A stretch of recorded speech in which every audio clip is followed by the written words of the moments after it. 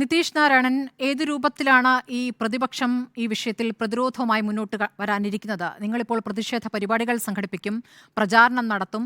അതെത്രത്തോളം ജനങ്ങളിലേക്ക് എത്തുമെന്നുള്ളത് അറിയാൻ സാധിക്കുന്നുണ്ട്. അതോടൊപ്പം തന്നെ ഇപ്പോൾ പ്രതിപക്ഷം എന്ന് പറയുമ്പോൾ കോൺഗ്രസിനെ സംബന്ധിച്ച് പ്രചാരണത്തിന് ചില്ലിക്കാശില്ല, ഒരു ട്രെയിൻ ടിക്കറ്റിന് പോലും കാശില്ലാത്ത അവസ്ഥ എന്ന് പറയുമ്പോൾ ആ രൂപത്തിൽ മുറുക്കുന്നുണ്ട് ഭരണപക്ഷം. അപ്പോൾ ഇനി എന്താണ് നിങ്ങൾക്ക് മുന്നിലുള്ള വഴി? ഒന്ന്, ഇന്ത്യയിൽ ഇന്ന് അധികാരത്തിലുള്ള BJP അനുഭവിക്കുന്ന വലിയ ഇൻസെക്യൂരിറ്റിയും ആത്മവിശ്വാസക്കുറവും കൂടി നമുക്ക് ഇതിൻ്റെ മുൻപാകെ കാണേണ്ടതായിട്ടുണ്ട്.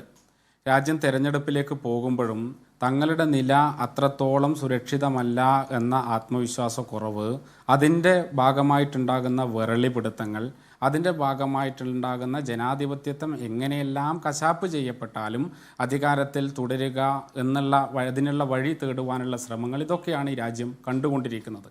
മാത്രവുമല്ല, സ്വതന്ത്ര ഭാരതം കണ്ടിട്ടുള്ള ഏറ്റവും വലിയ കള്ളപ്പണത്തിൻ്റെ കണക്ക് രാജ്യത്തിൻ്റെ മുന്നിൽ ഇങ്ങനെ തെളിഞ്ഞു നിൽക്കുമ്പോഴാണ്, അതായത് സംശയങ്ങൾക്കിടയില്ലാത്ത വിധത്തിൽ കള്ളപ്പണത്തെ നിയമവിധേയമാക്കി മാറ്റുവാൻ വേണ്ടിയിട്ടുള്ള ഏറ്റവും വികൃതമായ ശ്രമത്തിൻ്റെ, അശ്ലീലമായിട്ടുള്ള ശ്രമത്തിൻ്റെ കണക്ക് സുപ്രീം കോടതിയുടെ വിധിയെ തുടർന്ന് രാജ്യത്തിൻ്റെ മുന്നിൽ തുറന്നു വെക്കപ്പെടുകയും BJPയുടെ മുഖം വികൃതമാകുകയും ചെയ്തതിൻ്റെ കൂടി പശ്ചാത്തലത്തിലാണ് പുതിയ സംഭവവികാസങ്ങളെ നമ്മൾ കാണേണ്ടത് എന്ന് കാണാം. ഇപ്പോൾ നേരത്തെ സ്മൃതി സംസാരിക്കുന്ന സമയത്ത് തന്നെ ED കേസുകളിലെ കൺവിക്ഷൻ റേറ്റിൻ്റെ കാര്യം പറഞ്ഞിരുന്നു. അത് സത്യമാണ്. 2014 മുതൽ 2022 മാർച്ച് മാസം 26 വരെയാണ് എന്നാണ് എൻ്റെ ഒരു ഓർമ്മ. ആ സമയത്തിനിടയിൽ ഇന്ത്യയിലെ ED കേസുകളുടെ എണ്ണം 300 ഇരട്ടിയായിട്ട് വർദ്ധിക്കുന്നുണ്ട്, കേസെടുത്ത കണക്കുകളുടെ എണ്ണം. എന്നാൽ വെറും 23 എണ്ണം മാത്രമാണ് കൺവിക്ഷനിലേക്ക് എത്തിയിട്ടുള്ളത് എന്ന് ഏതെങ്കിലും മാധ്യമപ്രവർത്തകർ പറയുന്നതല്ല, പ്രതിപക്ഷ പാർട്ടികൾ പറയുന്നതല്ല. ഇന്ത്യയുടെ പാർലമെൻറ്റിൽ ശിവസേനയുടെ MP ആയിട്ടുള്ള ഒരു ചതുർവേദിക്ക്, അന്ന് യൂണിയൻ ഗവൺമെൻറ്റിൻ്റെ ഭാഗമായിരുന്നു ശിവസേന, അവർക്ക് നൽകിയിട്ടുള്ള മറുപടിയിൽ കേന്ദ്ര ഗവൺമെൻറ് പാർലമെൻറ്റിൽ വെച്ച ഡാറ്റയിലാണിത് പറയുന്നത്. എല്ലാവർക്കും പരിശോധിക്കാൻ വേണ്ടി പറ്റുന്ന കണക്കാണിത്. അപ്പോൾ വളരെ കൃത്യമാണ്. അന്വേഷണ ഏജൻസികളെ, എല്ലാ സംവിധാനങ്ങളെയും പരിപൂർണമായും അട്ടിമറിച്ച് അതിനെ ഉപയോഗിച്ച് അതിനൊരു ഗുണ്ടാ പിരിവ് നടത്തുന്നവരാക്കി മാറ്റുക, അല്ലെങ്കിൽ ഭീഷണിപ്പെടുത്തുന്ന തെരുവ് ഗുണ്ടകളാക്കിയിട്ട് അന്വേഷണ ഏജൻസികളെ മാറ്റി തീർക്കുക, ഇങ്ങനെ തങ്ങളുടെ രാഷ്ട്രീയ അജണ്ട നടപ്പിലാക്കാൻ വേണ്ടിയിട്ടുള്ള ആയുധങ്ങളായിട്ട് മാറ്റുകയാണ്. ഇപ്പം ഞാൻ ചോദിക്കട്ടെ, ഇതെല്ലാം സത്യസന്ധമായിട്ടാണ് നടക്കുന്നത് എങ്കിൽ ജ്യോതിരാദിത്യ സിന്ധ്യക്കെതിരായിട്ട് മധ്യപ്രദേശ് ഗവൺമെൻറ് ഭൂമി ഇടപാടുമായി ബന്ധപ്പെട്ട് കേസെടുത്തിരുന്നല്ലോ. എന്തേ അത്? ജ്യോതിരാദിത്യ സിന്ധ്യ BJPയിൽ ചേർന്ന ഉടനെ അത് മാഞ്ഞുപോയി.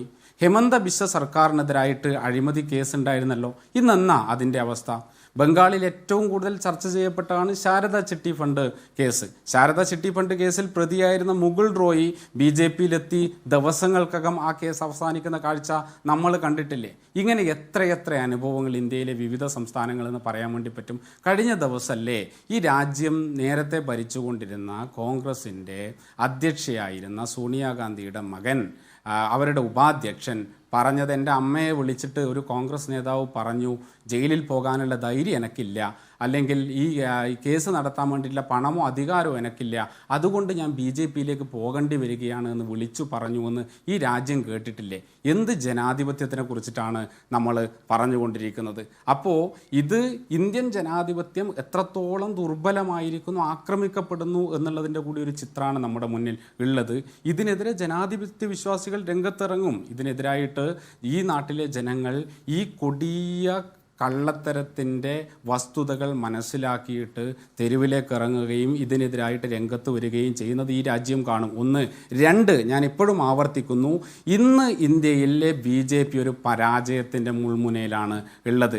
അവർ കർഷക സമരം അവർക്കുണ്ടാക്കിയിട്ടുള്ള തിരിച്ചടിയുണ്ട്. ഇലക്ട്രൽ ബോണ്ടിൽ അവർ നേരിട്ടുകൊണ്ടിരിക്കുന്ന ഈ അങ്ങേയറ്റം വികൃതമായിട്ടുള്ള, അശ്ലീലമായിട്ടുള്ള അവരുടെ ഇടപെടലുകൾ പുറത്തു വന്നതിലെ വേവലാതി അവർക്കുണ്ട്. വിവിധ സംസ്ഥാനങ്ങളിൽ അവർ പരാജയപ്പെടും എന്നുള്ള ഭയം അവർക്കുണ്ട്. അതിൻ്റെ വിറളിയിൽ ഇങ്ങനെ അഴിച്ചുവിട്ട, ഭ്രാന്ത് പിടിച്ച പോത്തിനെ അഴിച്ചു വിട്ടതുപോലെ ഇങ്ങനെ വിറളി പിടിച്ച് നടക്കുന്ന ഒരു ഭരണകൂടത്തെ കാണാൻ വേണ്ടിയിട്ട് പറ്റും. ഇതിനെതിരായിട്ടുള്ള ഒരു ഐക്യം ഇന്ത്യയിൽ ഉയർന്നു വരും.